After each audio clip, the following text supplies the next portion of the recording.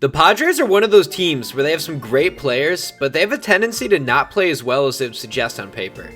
They had a phenomenal 2020 season going 37-23, where they ended up getting swept in the NLDS. They didn't make the playoffs in 2021, and then in 2022, they went 89-73 and lost in the NLCS 4-1. Last year they finished 82-80 and did not make the playoffs despite having a good roster. The problem with the Padres is they just have the tendency to trade away prospects. I mean, they do it a lot. AJ Prellers does make some good trades, but he's also traded away some very talented major league players before they were big names. Some of these guys include Trey Turner, Josh Naylor, CJ Abrams, Max Fried, Luis Castillo, Mackenzie Gore, David Bednar, and Emmanuel Clase. It really is a lot, and it could be a whole video based on the number of guys. But Juan Soto is a great player that the Padres just really messed up the situation for, and they ended up having to trade him just to recover some of that depth. They sent Mackenzie Gore, CJ Abrams, James Wood, Robert Hassel, Yarlin Susana, and Luke Voigt to the Nats. A lot of top 100 guys and some major league producers. But the thing is, they never had great success with Soto, and like I said, they were forced to trade him to get some depth. In that trade, they sent Soto to the Yankees and got Michael King, Johnny Brito, Randy Vasquez, Drew Thorpe, and Kyle Higashioka. Trading is great and can really bolster a roster, but the lack of depth could always hurt. The Padres seem to have this issue often due to the constant depth going in and out of the organization, especially in the outfield, where they have two infielders converted into outfielders. That is Jackson Merrill and Fernando Tatis. Prellers is good at trading, but some people will argue at this point. He seemingly has made a few good trades through the beginning of the offseason to even days ago. First and foremost, he signed 4 major league players to a variety of deals. He signed Yuki Matsui to a 5-year $28 million deal, Wandy Peralta to a 4-year $16 million deal, Woo-Suk Go to a 2-year $4.5 million deal, and then Jurickson Profar to a 1-year $1 million deal. That Profar deal is a steal. He's playing out of his mind, and I just can't believe it. I'll talk more about that later on, though. So far, Prellers made 5 trades. 3 of them were pretty major, with the other 2 being smaller. The first major one was the Soto deal I discussed earlier. Next, he traded for White Sox ace pitcher Dylan Cease. In that trade, he gave up Jairo Iriarte, Drew Thorpe, Samuel Zavala, and Steven Wilson. This seems to be a win-win, because Dylan Cease is a bona fide ace for the Padres right now, holding down that rotation, and a lot of these guys are doing very well in the White Sox minor league system. Thorpe has a 1.2 ERA so far, and Iriarte is a 1.45 and just a couple AA starts. They look good. But most recently, Prellers made a deal that shocked many since it was so early in the season. On May 3rd, Prellers sent Dylan Head, Woo-Suk Go, Jacob Marcy, and Nathan Martorella to the Marlins for 2-time batting champ Luis Arraez. The Marlins are eating up most of what Arraez is owed this year as well. Arraez immediately made an impact with 4 hits and a 13-1 win. At the time of this video, the Padres sit 18-18 and are second placed in the NL West. That Arraez trade might help them more than many would think. He could hit, and it went from a team that was ranked 21 in runs scored to a team that is ranked 2nd. Having guys on the roster who are actually hitting this year around Arraez is such a major development for him.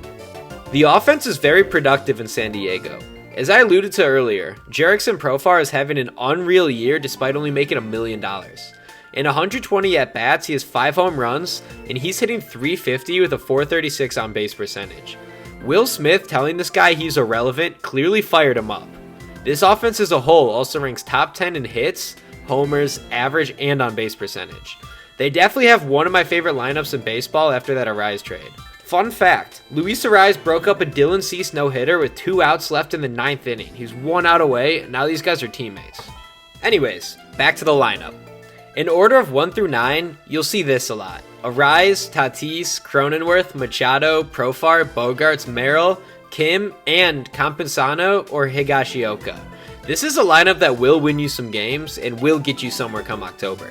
5 of these guys in that 1 through 9 already have 5 or more home runs. 40 total homers rank the squad 6th overall in baseball, and all you gotta know is Slam Diego is back. The offense will be the reason to make the postseason, because on the other hand, the pitching has been a little bit shaky. The staff as a whole ranks 21 of 30 in team ERA with a 4.28. The rotation has been interesting, but not as dominant as it was last year. Joe Musgrove in 41 innings has a 6.37 ERA, but he just landed on the IL. That's pretty out of character for him, and I'm hoping he picks up the play once he gets healthy. But between Michael King, MLB The Show legend Matt Waldron, and Randy Vasquez, they all have a 4.3 or higher. The only really solid pitchers on the staff so far are Yu Darvish and Dylan Cease. Darvish in 28 innings has a 3.45 ERA, and Dylan Cease, on the other hand, is just a certified ace, and he was worth the trade. As of now, he has a .80 whip and a 2.55 ERA in 42 innings pitched, and he's really holding down that rotation. The bullpen has been pretty solid for San Diego too, and even to my surprise, they have an elite closer. Robert Suarez in 13.2 innings has a .66 ERA with a .80 whip, and he's converted 10 out of 10 save opportunities. Really crazy to think they got this production out the pen after letting Josh Hader go. You thought this would be a big question mark for him, but Suarez at age 33, he's doing really well. Besides Suarez, they also have some great pen arms. Adrian Morajan, Yuki Matsui, and Aniel De Los Santos all have over 10 innings pitched with a sub 2.5 ERA. The pitching staff really will be the difference between them being or not being a playoff team. If the staff can perform, they will bring them to where they want to be come October. My X factor for this team has got to be the pitching staff. The Padres are a solid team, but I did mention they don't have the most depth. They have a pretty good farm system, but the thing about their farm system is most of the notable guys will not come up until 2025 or after, so they don't really have a lot of guys to rely on for some help this year, except maybe some like lower tier in the top 30 for their franchise at least. So pretty much what I'm saying is the team's success will come down to when guys get injured or need replacements or they need a guy to step up. It's going to matter what that top 30 prospect list does, who could plug in and actually perform. Just because you're top 100 on a prospect list doesn't mean you're actually going to pan out. There's guys who are unranked. So it's going to be interesting to see who these guys step up for San Diego will be.